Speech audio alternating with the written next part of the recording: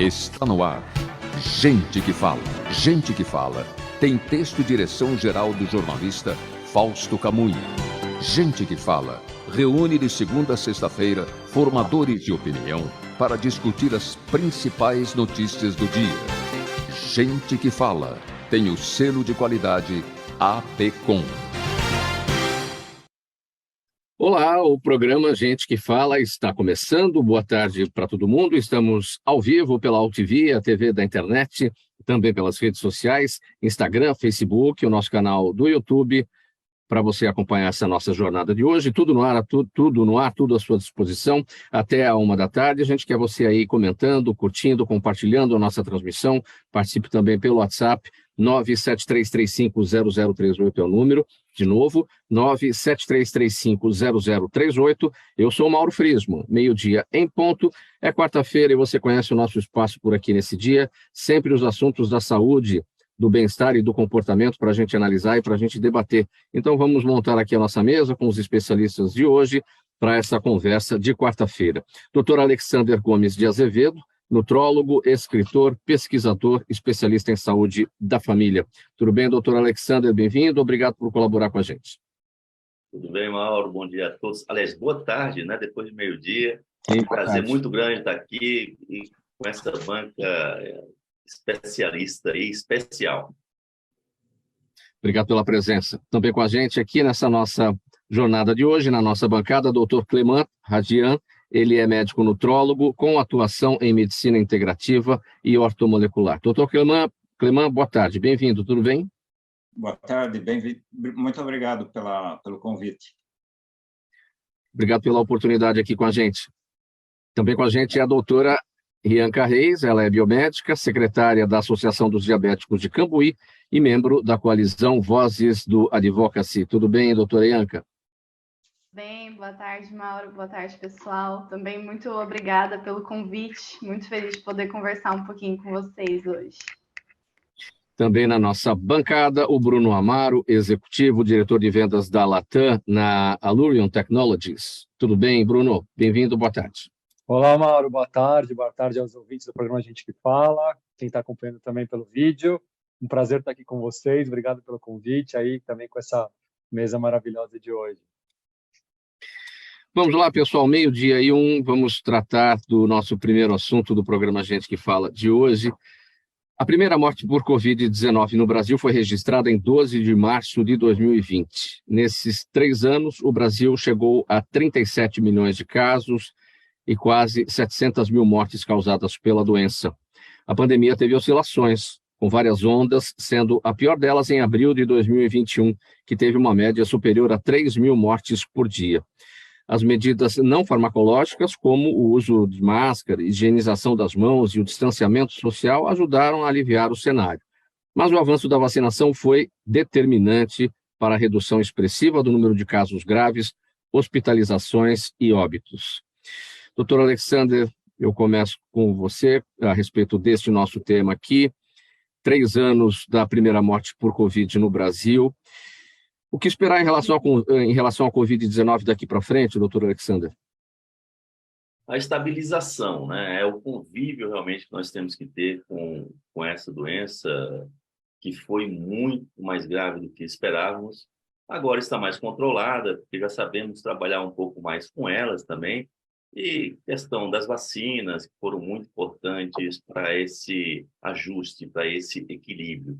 E sabemos também, Mauro, o que matou muitos idosos, por exemplo, uma grande deficiência de vitamina D e de ferro também, principalmente lá na Europa, na Itália, em que os idosos, né, quando eles estão mais institucionalizados, eles não tomam sol e o inverno lá é muito sério, a vitamina D cai muito e aí realmente a imunidade cai também. Por isso que nós vimos, e foi muito divulgada essa questão da importância dessas vitaminas, dos minerais para a saúde geral, para a saúde imunológica e aí combater esse e outros tantos vírus aí que nós temos.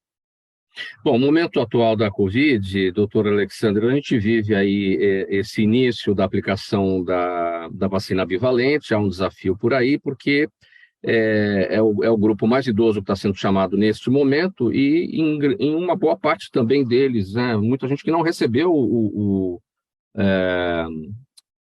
a vacinação completa, né, tudo que foi esquematizado anteriormente, né, então muita gente ainda que precisa ter a imunização completa, né? Importante, importante. Em uma guerra, nós temos que usar todas as armas, né? As armas disponíveis, desde que não faça mal, né? Que tenha realmente efetividade, ou não faça mal, nós podemos utilizar. Então, a vacinação ela é fundamental para esse grupo, para o grupo que tem doenças associadas também aí, né? Então, nós temos que, como os próprios diabéticos, né? Que é um público muito vulnerável também, nós temos que trabalhar muito.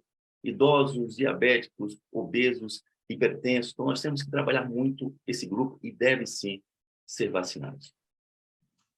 Doutor Cleman, se olhar sobre esse nosso primeiro tema do programa Gente que Fala de hoje, 3 anos da primeira morte por conta da Covid-19 aqui no Brasil, o que esperar em relação à doença daqui para frente, doutor Cleman? De fato, uma estabilização e até uma regressão. Agora, a gente nunca sabe, de acordo com o contexto atual, o que pode, como é que a coisa pode evoluir. Por quê? Parece ser um vírus altamente mutável. Então, se as pessoas permanecerem com hábitos errôneos, como, por exemplo, comer carne, glúten e achar que está tudo bem, vai ter uma série de mutações, não só do Covid, como qualquer outra virose, porque hoje em dia nós estamos vivendo o aquecimento global. E com o aquecimento global, novas variantes podem surgir, tá certo? Lembrando que, na história, lá em 1900, por exemplo, existia a divergência entre Louis Pasteur e os defensores da teoria do terreno biológico, Béchamp, por exemplo, né? O que vem a ser isso? Se eu comparar com um aquário, cada peixe que está lá, ele está lá vivendo no meio que está alterado. Não adianta eu simplesmente dar vacina, que seria o equivalente a encapsular cada peixe. Diga-se de passagem que hoje em dia toma-se 10 vezes mais vacinas do que há 30 anos atrás. E ainda, cada vacina tem uma série de aditivos que vão se acumulando no organismo. Tá?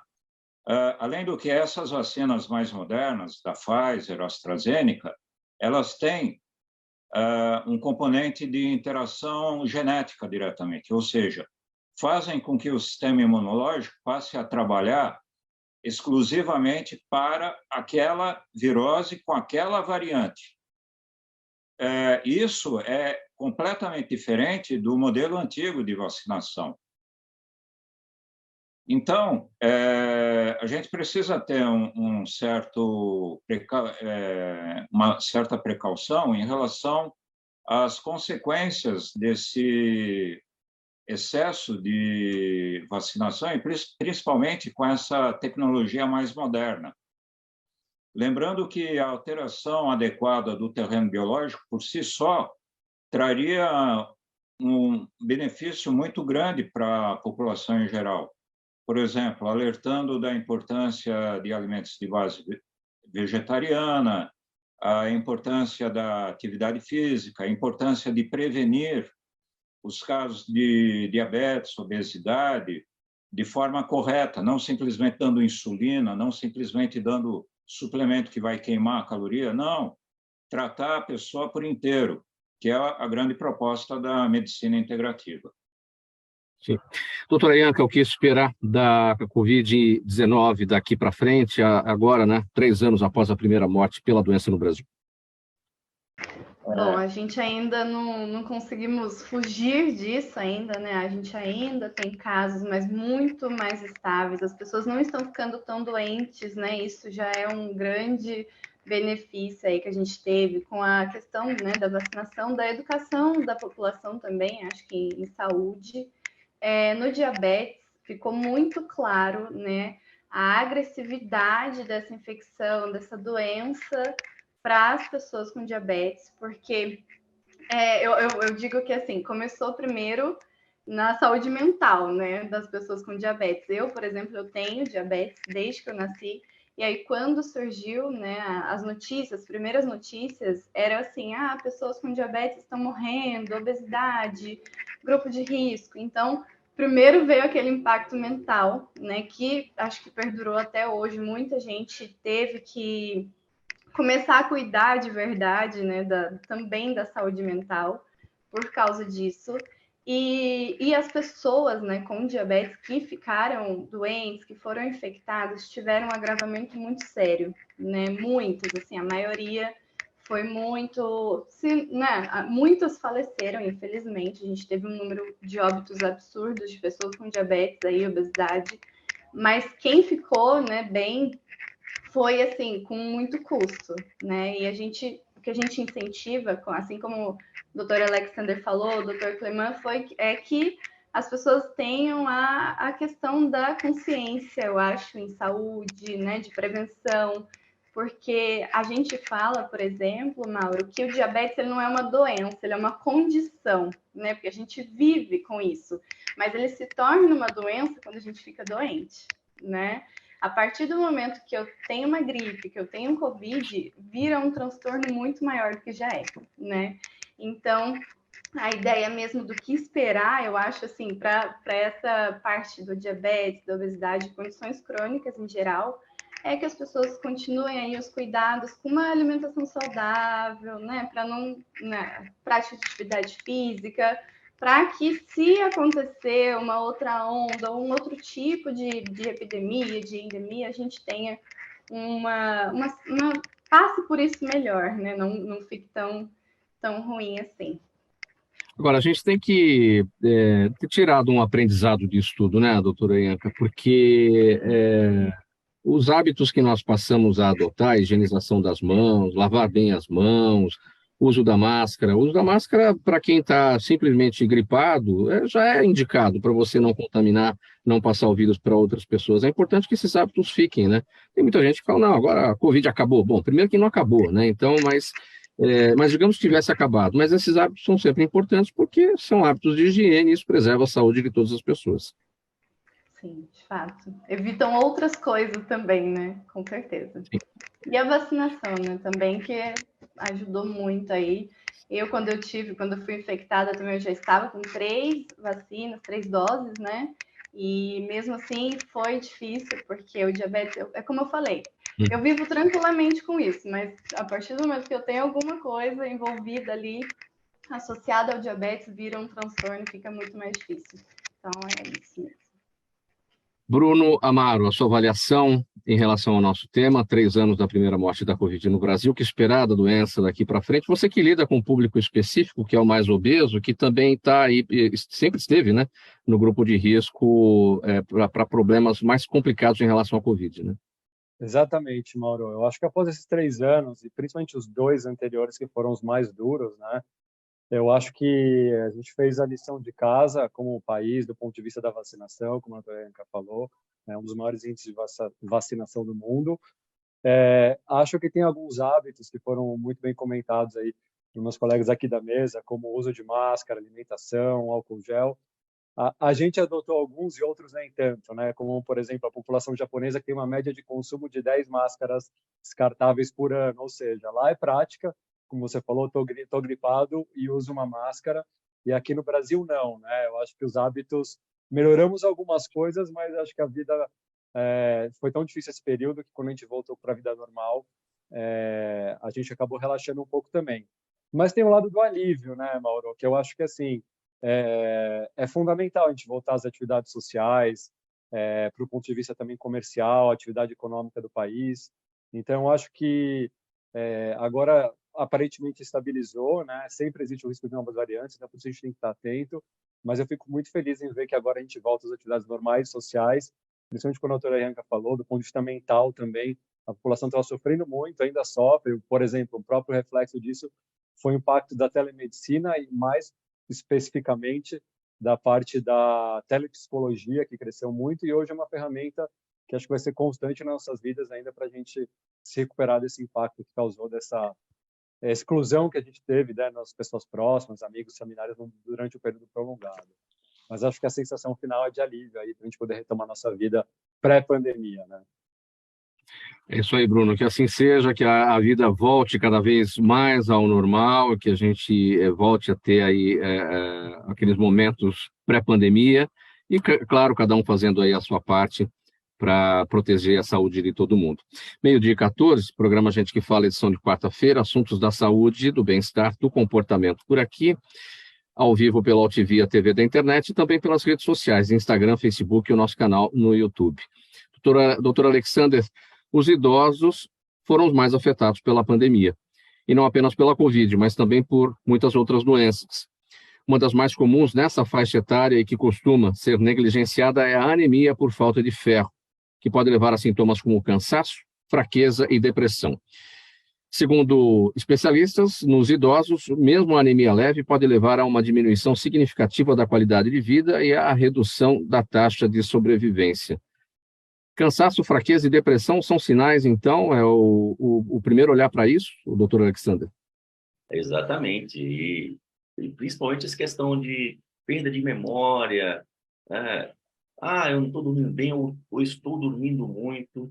Então, esses sinais são sinais inespecíficos até, que as pessoas falam, não, isso aí é próprio da idade. Não, gente, você tem que ver o que é realmente, né? Os idosos é um público altamente vulnerável, porque o risco de infecções são muito maiores, com essa deficiência de ferro até, não chegando à anemia, por exemplo. Por isso que é muito negligenciado.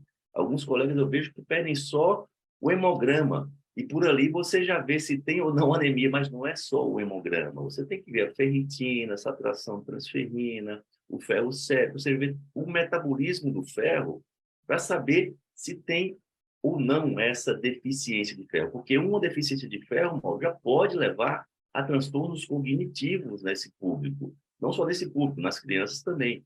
Nas mulheres também, são os públicos mais afetados. Então, para os idosos, por exemplo, isso pode fazer com que ele fique mais tempo do que o necessário, do que ficaria em uma situação de hospitalização, do que se estivesse com ferro normal. Então, nós temos realmente que parar com essa negligência, vamos dizer assim, em questão da anemia, que afeta mais de 2 bilhões de pessoas no mundo, né? Para você ter noção, Mauro, a Sociedade Geriátrica Alemã, e o seu grupo que coloca essa anemia em idosos, eles consideram a anemia como uma síndrome geriátrica, de tantos fatores que pode dar. Ela pode simular Alzheimer, por exemplo, e pode, sim, levar a um Alzheimer. Depende de muito tempo, dessas deficiências todas. Então, é uma coisa muito séria. Os níveis de ferro no organismo do idoso, doutor Alexandre, eles caem naturalmente a partir da idade ou é uma questão de não está se alimentando bem, não está fazendo a devida suplementação do ferro? O que acontece? Excelente pergunta. São vários fatores. Um deles é a própria absorção que reduz muito, né? Porque nós temos o envelhecimento também do nosso sistema digestório. Então, isso é um dos fatores. Deficiência do fator intrínseco, que é uma substância que pega, por exemplo, a vitamina B12, que é muito importante para isso tudo, e leva para dentro do nosso organismo. Isso, a partir dos 50, 60 anos, começa a reduzir muito. A questão de mastigação, por exemplo. Os idosos não têm, eles começam a perder dentes também, essa dificuldade de mastigar, de ter uma alimentação mais equilibrada, realmente é um outro fator importante. Então, nós temos que fazer o quê? Muitas vezes, suplementar, mas para suplementar, precisamos ver qual quantidade. Então, por um exame, como eu falei, o hemograma, a ferritina, a saturação de transferrina, né? Esse metabolismo do ferro, para nós sabermos como conduzir esse paciente sem trazer sobrecarga para ele também, porque a sobrecarga faz mal. Então, se você tiver uma ferritina muito alta, isso pode trazer problema. Quando os níveis de ferro não estão adequados, estão em baixa, isso já é um efeito cascata, um efeito dominó de outros componentes que não estão de acordo e que levaram a isso? Ou a ausência de ferro é o primeiro ponto? Olha, tem vários fatores. A própria anemia, ela tem vários tipos, né? Essa por deficiência de ferro, mas tem por deficiência de vitamina B12, deficiência de ácido fólico, por exemplo, que pode levar a isso, de cobre também. Então, nós temos que ajustar o organismo como um todo. Os micronutrientes são essenciais para bom funcionamento do nosso organismo, né? Tá aí, Cleman pode falar um pouquinho mais sobre isso, que essa questão de vitaminas, minerais, nossas são fundamentais para todas as pessoas, em todas as idades. Então, os pacientes idosos, especificamente, têm que focar muito, principalmente no ferro, anemia ou deficiência só, vitamina B12, vitamina D, que é uma pandemia também, né? Nós estamos vendo mais de 80% dos meus pacientes hoje têm deficiência de vitamina D. Então, é uma coisa muito séria. Doutor Cleman, tem muita gente que sai por aí nas farmácias e vai comprando o suplemento da torta direito, adoidado, sem qualquer indicação, e usando isso inadvertidamente. Também não está correto, porque para você usar suplemento, é importante saber qual é o nível ali que está em baixa, né? Qual é a substância que está em baixa. Então, precisa fazer exames e precisa ter indicação médica, correto? Corretíssimo. Inclusive, tem um raciocínio reverso nessa história. Quem vem antes, né? Então, por exemplo, foi falado que o ferro leva ao desânimo, pode levar à depressão. Mas o idoso, muitas vezes, tem a depressão e, em função desse estado depressivo, ele acaba absorvendo menos ferro. Por quê? Entre outros fatores, pelo fato de ter menos ácido clorídrico, por exemplo, no estômago, que é absolutamente fundamental para a absorção do ferro. Tá certo? Então, muito pelo contrário, se a pessoa simplesmente suplementar com ferro, com vitamina, isso, aquilo, ele pode acabar, inclusive, tendo maior predisposição para as viroses, tá? Então, por isso que é importante ver a pessoa por inteiro, verificar quais são os fatores que estão levando as pessoas a ter o desânimo, quais são os níveis que ela está precisando, por exemplo, de corretores. A betaína é um corretor que ajuda no estômago, por exemplo, ou também, como já foi citado, as inúmeras vitaminas que podem entrar nesse processo da anemia, assim como aminoácidos, que são fundamentais para que a pessoa tenha uma estruturação física correta e também um estado psíquico adequado. Então, já dá para identificar a seguinte situação aí, uma baixa nos níveis de ferro, ela tem a ver com um aspecto, esse é o aspecto, é a conclusão física, clínica, né? Mas tem a ver, muitas vezes, com a saúde mental, ou seja, um quadro depressivo é que leva a essa condição clínica. Exatamente. Sim. Aí não adianta a suplementação, quer dizer, adianta a suplementação, adianta uma correção alimentar, mas é preciso um trabalho de saúde mental. Sim, é um trabalho conjunto, porque se a pessoa simplesmente ficar nesse paradigma de vamos ver o exame laboratorial, o ferro está baixo, seja qualquer outro fator relacionado ao ferro também, mas se eu simplesmente me basear nesses dados laboratoriais e a pessoa não estiver sendo realmente vista, ela vai continuar com estado de anemia, apesar de ter, inclusive, sido corrigida laboratorialmente. Porque está sendo identificada a consequência e é preciso tratar a causa. Exatamente. Quais são os alimentos indicados para essas situações na necessidade de correção do ferro? Olha, os feijões, em geral, eles são ricos em ferro, principalmente os mais escuros. Mas é fundamental também ter um aporte adequado de frutas cítricas, porque são ricas em vitamina C. A vitamina C ajuda muito nessa absorção do ferro. E também evitar o excesso de cálcio. Tem muita gente que toma, inclusive, o cálcio suplementar, e o cálcio, inclusive, ele impede a absorção do ferro, tá? Porque ele, inclusive, acaba depositando o ferro e, inclusive, acaba inibindo a produção adequada de ácido clorídrico. Doutor Alexander falou a respeito da vitamina B12. Doutor Alexander, existe alguma relação da vitamina B12 com baixos níveis de ferro? Uma coisa leva a outra, se a B12 estiver baixa? Pode levar à anemia, né? Anemia megaloblástica, por exemplo, é uma condição em que tem essa deficiência da vitamina B12. Ela é muito importante em todo esse sistema das hemácias, né? Então, ela faz parte também. São vários nutrientes aí. Os principais dele, realmente, o ferro, a vitamina B12, o ácido fólico também.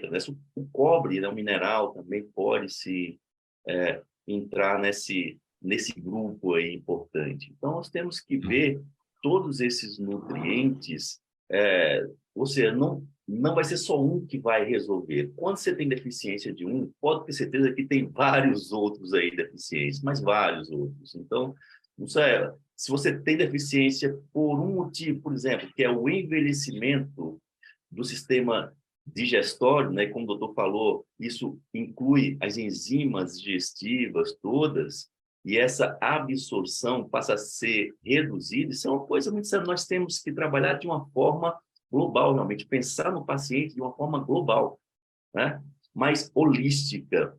Então, fazendo isso, os resultados realmente são impressionantes, né? Os pacientes parecem que renascem, melhora a disposição, melhora o pique, e nós temos que melhorar uma coisa muito importante. Outra coisa, Mauro, que é muito negligenciada nos pacientes idosos e diabéticos, por exemplo, é o músculo.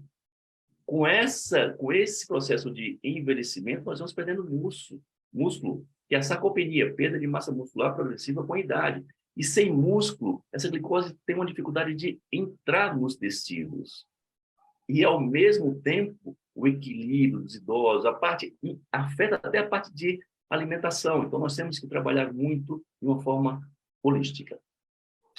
Doutora Ianca, o olhar da biomedicina sobre esse tema, a anemia em idosos e o risco aumentado de doenças e de mortalidade.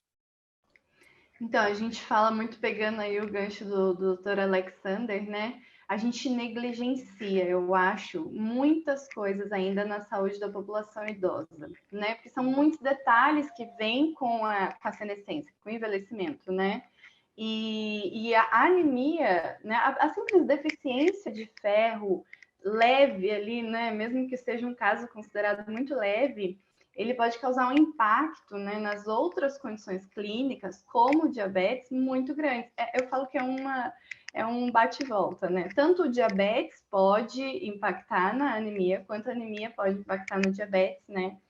E, em geral, na biomedicina, né, no ambiente laboratorial, falando por experiência própria, a gente negligencia essa associação. Por quê?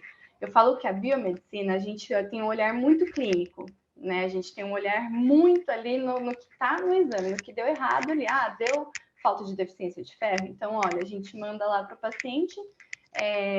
Nem sempre tem essa atenção, esse cuidado que tem na medicina, no atendimento assistencial, né? E esse idoso vai para casa já achando que tem que comer só comer couve, feijão e pronto, está tudo certo. Sendo que aí tem outras coisas envolvidas, né? Como o Dr. Cleman falou, o Dr. Alexander, que eu acho, né? Falando aí da minha classe biomédica, que eu acho que a gente acaba negligenciando muito ainda, bastante. Bruno, e quando esse idoso é obeso? Então, Mauro, eu acho que do ponto de vista técnico, né, meus colegas aqui já comentaram muito bem. Do ponto de vista de hábitos, eu acho que é a chave de tudo, né? Então, assim, trazendo o mesmo paralelo para um paciente obeso e idoso, a chave para evitar a anemia é ter alimentação equilibrada, né, e saudável. Então, obviamente, a perda de peso, quando a gente fala de um obeso idoso, ele tem que tomar ainda mais cuidado nesse processo de perda de peso, porque dependendo da alimentação, né, reduzida e o tipo de alimento que ele for ingerir, pode ser uma alimentação menos rica em ferro, por exemplo, e outros minerais que podem impactar a anemia. Então, acho que assim, a chave não é só uma alimentação equilibrada e, claro, reduzir a quantidade, mas também prestar muita atenção e ser orientado por um profissional de saúde especializado para que ele passe por esse processo de perda de peso, mas com alimentação segura e saudável que vai garantir níveis de ferros altos e que não prevê aí uma potencial anemia. Legal, gente. 12h29, a primeira meia hora do programa Gente que Fala já se foi. A gente vai fazer uma parada breve aqui, um intervalo, um golinho de água para todo mundo e a gente volta na sequência com mais temas sobre saúde, bem-estar e comportamento. Até já.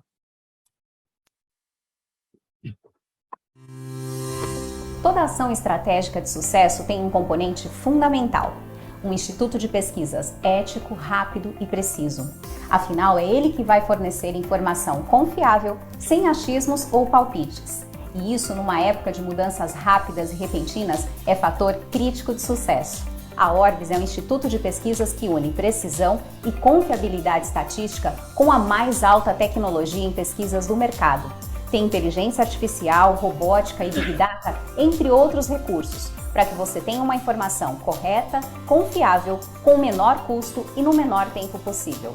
Na sua próxima ação, seja ela corporativa ou política, comece pela Orbis, porque com a informação correta, você vai mais longe, mais rápido e com mais segurança. Meio-dia, estamos de volta, programa Gente que Fala no ar pela AltV, a TV da internet e também pelas redes sociais, Instagram, Facebook e o nosso canal no YouTube.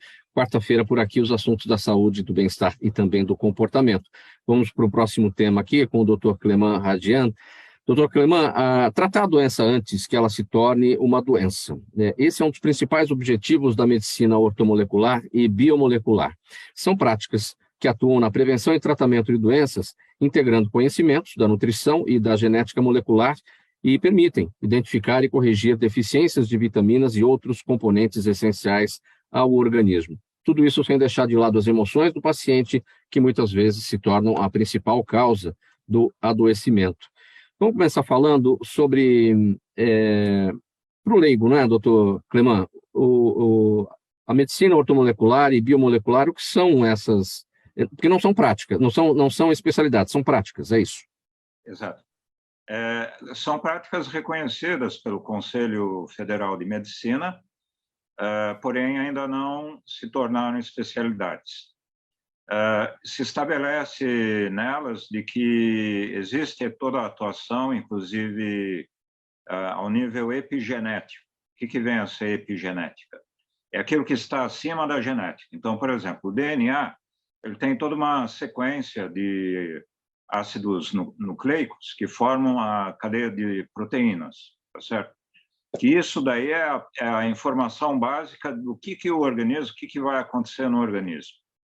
Se nós pusermos ainda em cima do DNA, ele tem outras estruturações, secundária, terciária, quaternária. Então, dependendo do formato dessa molécula final, ele vai exercer diferentes funções. E aí entra também a epigenética. Então, a epigenética, ele diz o seguinte, a depender do tipo de estilo de vida que a pessoa tem ou deixa de ter, vai ter repercussões genéticas também. Então, isso tudo também faz parte da medicina integrativa, saber exatamente o que está faltando para essa pessoa para habilitar melhor o seu aparelho genético para que seja compatível com a demanda que está aparecendo, ou a solicitação, a depender dos sintomas que estão aparecendo. E todo mundo tem algum sintoma. O que significa essa primeira frase que eu destaquei aqui na nossa nota, tratar a doença antes que ela se torne uma doença? Porque se ela já é doença, como é que é isso? Então, sempre tem sinais que vêm antes, né? As manifestações psíquicas vêm em primeiro lugar. A pessoa começa a se queixar de que ela está desanimada, ela não está com aquele rendimento que ela tinha, ou então ela tem uma determinada função, digamos, o desejo sexual da pessoa acaba diminuindo, a pessoa já não tem mais um determinado rendimento. Agora, em cima disso, verificar os principais pilares, né, que dão a nossa saúde, que são a alimentação, a atividade física, o sono e a própria sexualidade.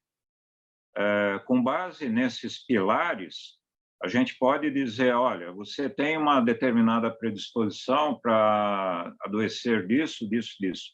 É lógico que se a pessoa fizer um mapeamento genético, ela também vai ter todo um mapa de quais são as suas predisposições. Mas essas predisposições, elas podem ser corrigidas com a correção dos hábitos. Entre esses sintomas, uma falta de vigor mental, por exemplo, pode significar alguma coisa nesse aspecto? Vigor mental. Uma performance já mais dificultada, o raciocínio já não é mais o mesmo, o vigor mental não está igual. Existe muito aí o componente da chamada mucosidade. O que vem a ser isso? Acúmulo de substâncias que acabam interferindo na própria transmissão sináptica. Né? Dentro do nosso cérebro, nós temos os neurônios, e cada neurônio se conecta com o outro através de sinapses, que são ramificações desses neurônios. Se eu tiver alguma impureza, isso vai prejudicar a transmissão e também vai prejudicar o perfil hormonal da pessoa. Então, por exemplo, a gente falou do diabetes. É muito comum o diabético desenvolver a resistência à insulina. O que vem a ser a resistência à insulina? Justamente a dificuldade de passagem da informação da insulina para a célula. Então, isso ocorre em função por exemplo, da falta de atividade física. Isso ocorre, por exemplo, pelo excesso de alimentos que a pessoa está ingerindo. Ocorre se a pessoa estiver ingerindo o alimento em horário errado também, ou então come e logo depois ela dorme. E, principalmente, comer sem estar presente no momento de comer, ou seja, está pensando em várias coisas e aí a pessoa passa a comer automaticamente e aí passa a nutrir, em primeiro lugar, a flora intestinal. Nós temos 10 vezes mais bactérias no intestino do que células no corpo. Se a pessoa come de uma forma automática, ela está nutrindo muito mais as bactérias do que as células do corpo. Qual é o ponto de partida de investigação dessas práticas ortomolecular e biomolecular? É um exame de sangue? Qual é o primeiro passo que tem que ser dado quando o paciente chegar no seu consultório, doutor Cleman? Bom, o primeiro passo é a anamnese propriamente dita, ou seja, verificar o histórico da pessoa, correlacionar quais são as principais queixas que ela está tendo para ver exatamente aonde que a coisa está convergindo, em primeiro lugar.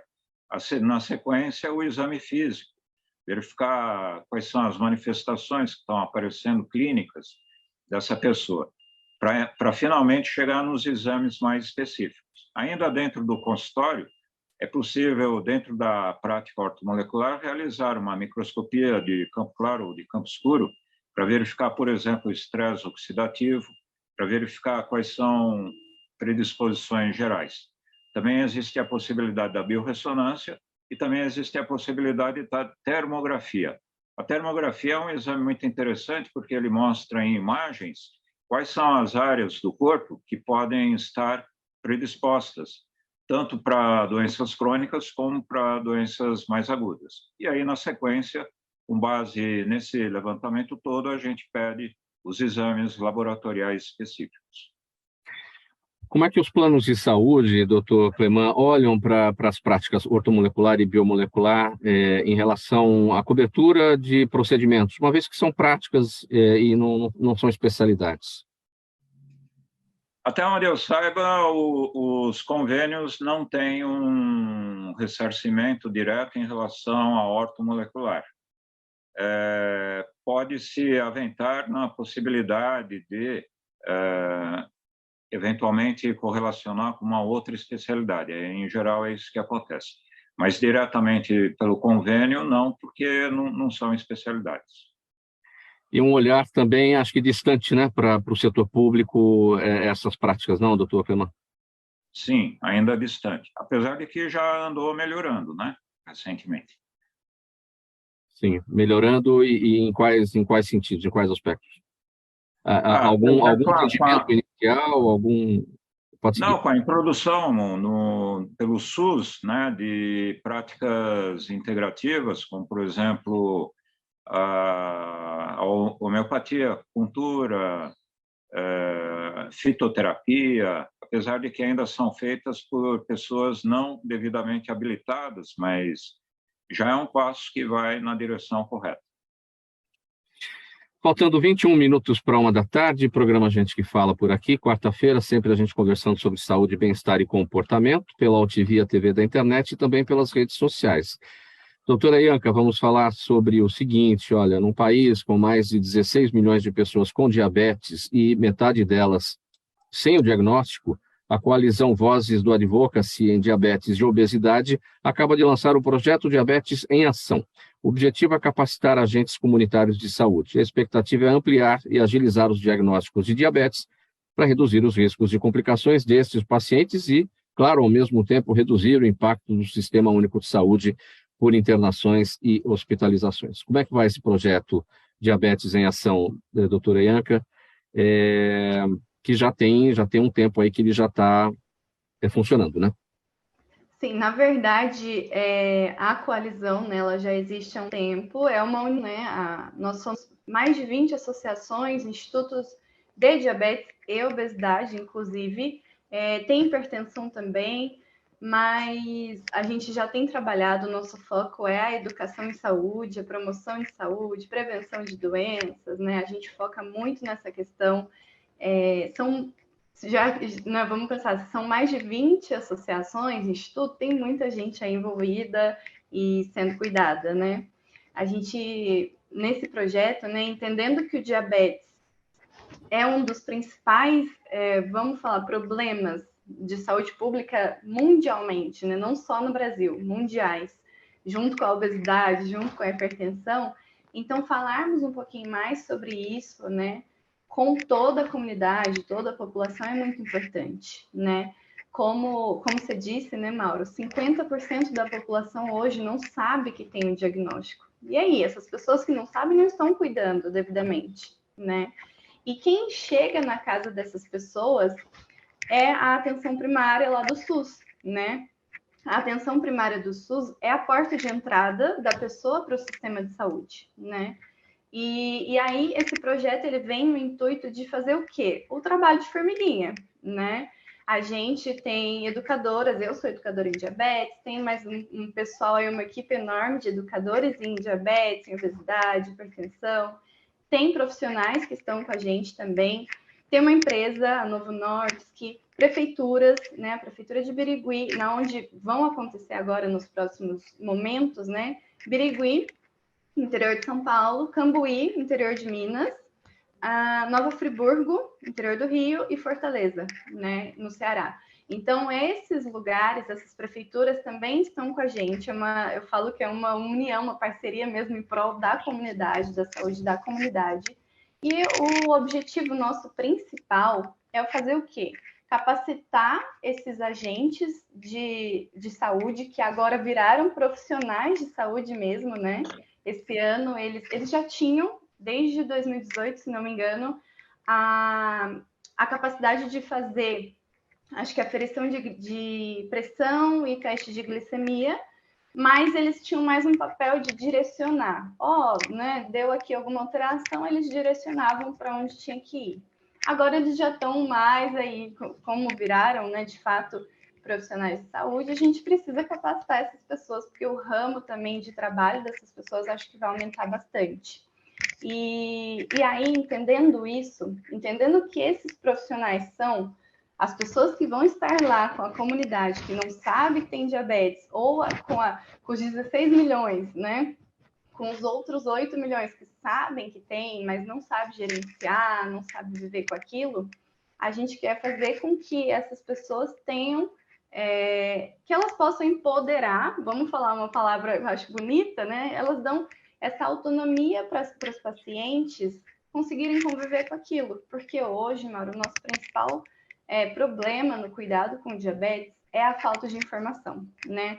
A pessoa ela não entende por que ela tem que tomar o medicamento direitinho, por que a gente tem que ter uma alimentação saudável, fazer atividade parece que é uma coisa muito vaga, né? Todo mundo fala sobre isso, profissional de saúde, blogueiro, tá todo mundo falando. Mas por quê? De verdade que eu tenho que fazer isso, né? A gente sabe que o diabetes ele tem inúmeras complicações, né? Óbitos aí gigantes ainda, números muito tristes, né? Ainda. Então, a gente empoderar essa pessoa é a gente educar essa população para ela entender a importância da adesão ao tratamento, da rotina saudável, dela monitorar a saúde dela ter um acompanhamento né? Um acompanhamento do todo aí. Que eu falo, né? A gente que tem diabetes, a gente foca muitas vezes naqueles números ali de quanto que está a glicemia, quantos estão os níveis de açúcar, mas tem muita coisa envolvida, né? E principalmente aí eu acho, né? Hoje em dia, uma das principais coisas é mesmo essa questão da saúde mental, porque pensa que é uma condição que está ali 24 horas, 7 dias da semana, então as pessoas cansam, né? A gente cansa de ter que lidar com aquilo, de ter que cuidar de tudo, enfim. O projeto vem com essa ideia mesmo, de capacitar os agentes para que eles repliquem aí essa educação para a população e que a gente consiga diminuir os custos também, não só no bolso da população, né, que é caro, diabetes é uma das doenças mais caras do mundo, mas também para os cofres públicos, para todo mundo. Aí tenho certeza que é muito benéfico. Agora, para a gente tentar explicar isso que eu destaquei aqui no início da nossa nota, doutora Ianca, no Brasil são 16 milhões de pessoas com diabetes e a metade delas sem o diagnóstico, ou seja, são 8 milhões de pessoas que têm a doença e não sabem disso. Quer dizer, isso está relacionado com falta de informação, por mais que a gente diga, né? Pessoas que não vão ao médico, têm plano de saúde, mas não vão ao médico, negligenciam a própria saúde, mesmo aquelas que não têm e que têm no atendimento público o caminho para fazer os seus exames e tudo, também acabam negligenciando, mas, acima de tudo, porque a diabetes é uma doença silenciosa. Então, a pessoa, não tenho nada, não sinto nada, vou fazer o que no médico? Não tem a busca da prevenção.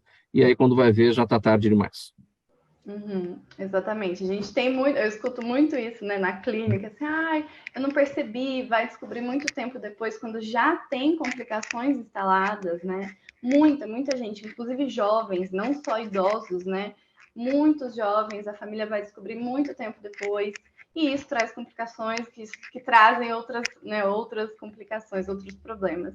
Mas eu falo também, Mauro, que a questão da gente ter essa frase muito pronta para a gente, né? Diabetes é uma condição silenciosa, uma doença silenciosa, é também devido ao fato, eu acho, da correria da nossa vida, né? Do não entendimento da importância da rotina saudável, né? A gente não dá a devida importância. Eu acho que não está bem estabelecido ainda para a população como lidar com essa rotina saudável. A gente quer fazer academia, mas a gente não acha tempo no nosso dia. A gente quer comer saudável, mas a gente não consegue se planejar para montar umas marmitinhas saudáveis, ou não tem condições, né? Não sei, tem muitos problemas aí em volta disso tudo. Como participar do projeto Diabetes em Ação, doutora Ianca? Bom, o projeto, para participar das associações, né, acho que a porta de entrada para participar do projeto é estar aí no sistema público, porque a gente vai, como eu te falei, a gente vai capacitar os agentes de saúde, né, e esses agentes que vão replicar o que eles entenderem, que eles aprenderem lá, e entrar nas suas associações, né, a gente tem associações espalhadas no Brasil inteiro. Eu posso, né, quem quiser mais informações depois, procura a gente no Instagram, no Facebook, Vozes do Advocacy, com Y no final. E entrando aí nessas associações, fazendo parte, a gente tem muitos outros projetos, né, todos gratuitos para a população. A gente vai muito agora em escolas, prefeituras, então a porta de entrada aí é bem fácil, bem acessível. 12 minutos para 1h da tarde, no programa Gente que Fala. Vamos mudar o assunto agora para falar sobre a obesidade, que é hoje o principal fator de risco para uma série de doenças crônicas, incluindo problemas cardíacos e derrames, que são as principais causas de morte evitável em todo o mundo. Mas nem sempre é fácil perder peso. A maioria das pessoas evita os exercícios físicos, é o que a doutora Ianca acabou de falar, tem dificuldades com a alimentação, a doutora Ianca acabou de falar, e evita a cirurgia bariátrica. Para ajudar nessa luta, a Allurion criou um novo modelo de balão gástrico, o primeiro do mundo, ingerível e sem procedimentos, voltado para a perda de peso. Como é que funciona, Bruno Amaro, esse balão gástrico? Vamos lá, Mauro. Antes de falar como funciona, só comentar rapidamente os números na obesidade do Brasil. Acho que todo mundo já sabe, mas é sempre importante reforçar. A gente tem quase 6 em cada 10 brasileiros são ou obesos ou têm sobrepeso. Isso é IMC acima de 25.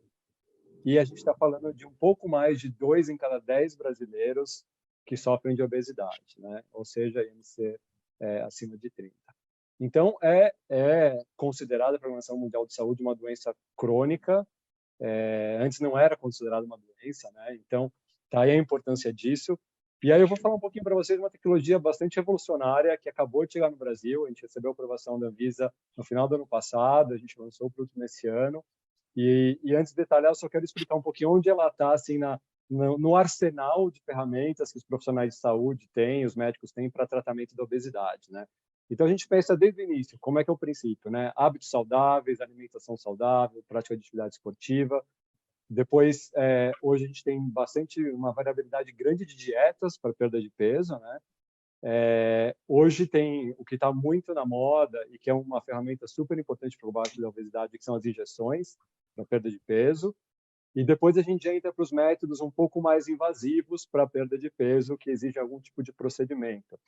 Então, o primeiro deles é o balão intragástrico tradicional, convencional, que é colocado por endoscopia, que necessita sedação, anestesia.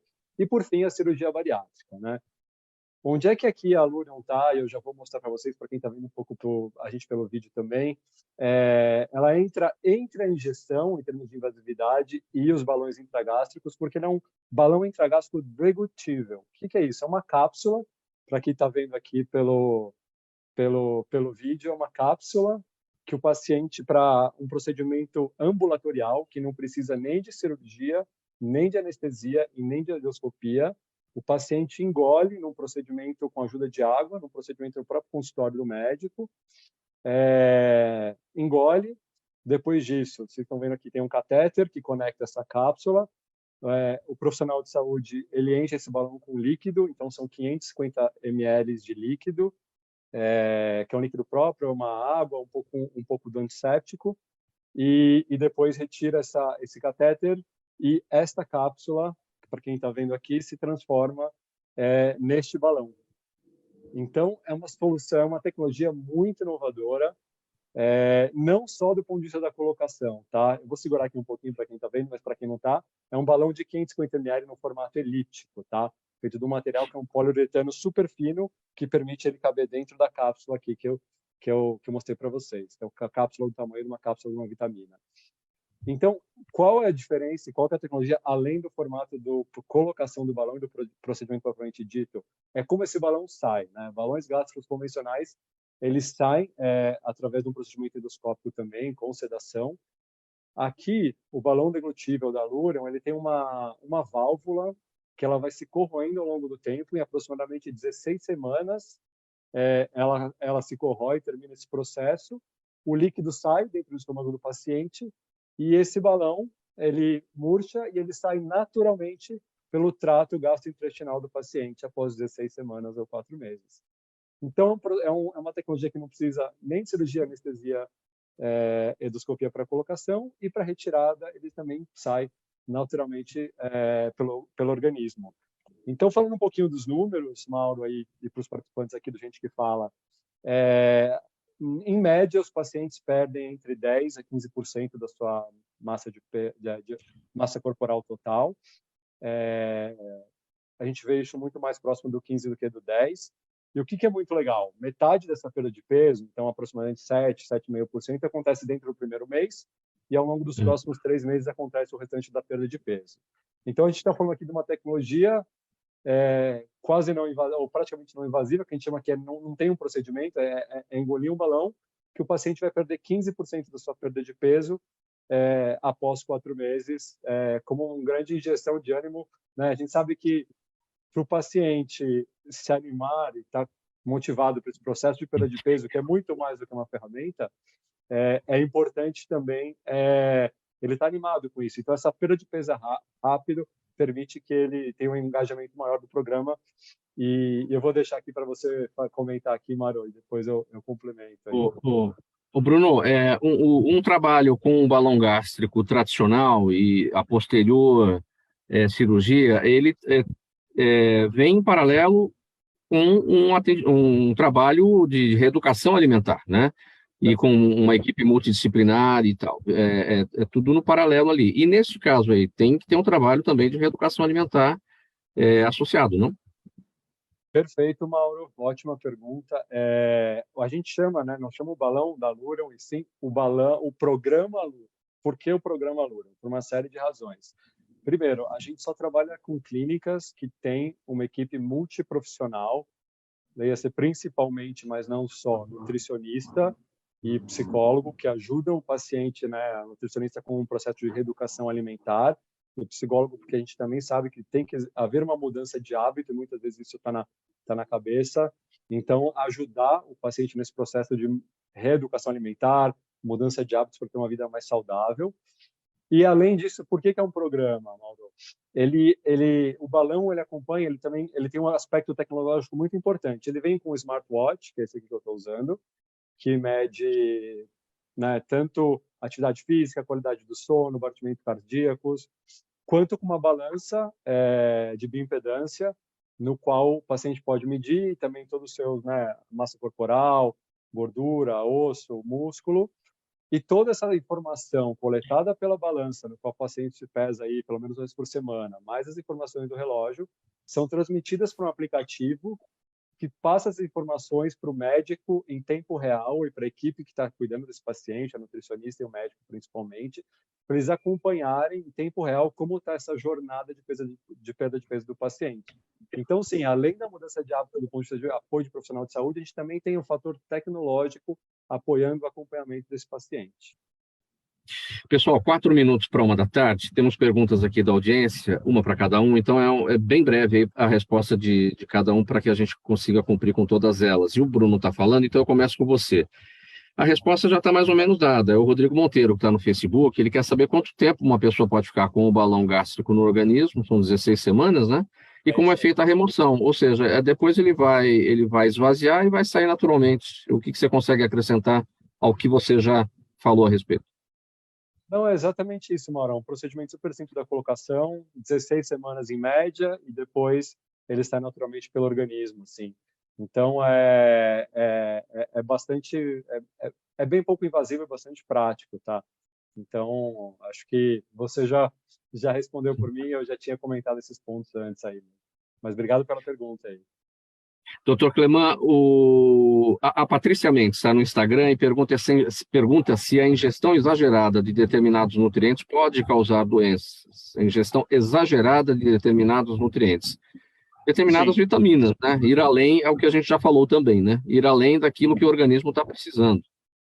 Sim, não só vitaminas, como minerais também. Nessa questão alimentar, é importante a gente ressaltar o seguinte. A pessoa de início, o bebê, ele aprende a distinguir o que é bom e o ruim através da alimentação. Então, a alimentação é sempre... Aquilo que é agradável para a língua é sempre visto como algo bom. Então, essa reeducação, ela é propiciada ao longo do tempo para a pessoa entender que nem tudo que é agradável para a língua é bom para o resto do organismo. E essa performance de querer o tempo todo suplementar pode levar a um acúmulo e também a um desvio metabólico, porque a pessoa precisa sempre ser vista por inteiro. Sim. Doutor Ianca, o Jaime, do Jardim Bonfilhole, aqui em São Paulo, zona oeste aqui da capital, ele quer saber o seguinte: a glicose é muito apreciada pelas células do câncer. Deste modo, o diabético é mais vulnerável ao câncer? É a dúvida dele. Na verdade, assim, existem estudos, né? A gente tem aí vários estudos sobre isso. Não tem um consenso, tá? Falando, sim, tem mais riscos. Mas a gente tem que entender que qualquer condição crônica, né? Qualquer condição crônica, ela pode vir associada, ela pode estar associada com outras condições, né? E o câncer aí, recentemente, eu estava numa discussão aí com o pessoal aí do meu trabalho. É uma condição crônica, não é? A gente entende que o quê? Condição crônica é uma coisa que dura muito tempo. E o câncer, geralmente, sim, fica muito tempo com a gente, né?